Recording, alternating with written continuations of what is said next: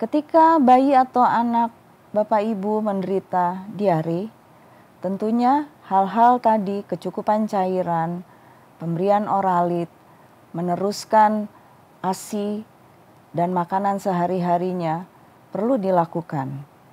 Akan tetapi karena sesuatu hal diare berlanjut terus.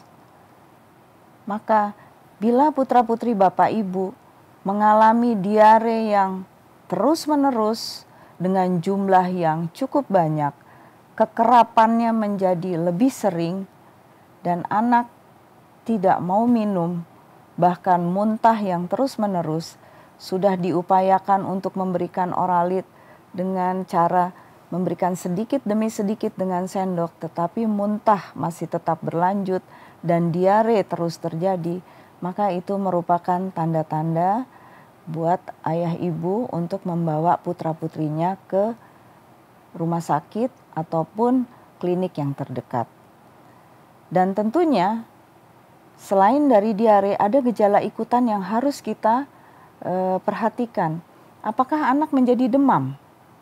Jadi satu, demam itu bisa karena dehidrasi atau penyebab lain. Contohnya ada infeksi bakteri tetapi yang sifatnya invasif. Jadi dia menembus permukaan usus sehingga kadang-kadang secara kasat mata kita bisa lihat adanya darah pada tinjanya. Ya, jadi satu demam, dua ada darah, kemudian ada diare yang terus-menerus dengan frekuensi dan jumlah yang terus meningkat.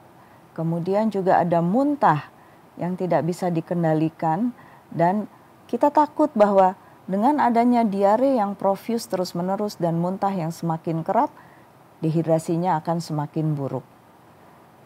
Dan satu lagi, pada anak-anak yang karena tidak beruntung mengalami gizi yang kurang, kalau dia mengalami diare biasanya dehidrasinya cepat terjadi dan terjadi perburukan karena BAB-nya terus-menerus keluar akibat terjadinya yang kita sebut sindrom malabsorpsi. Jadi pada status nutrisi yang kurang baik, kita juga mesti hati-hati.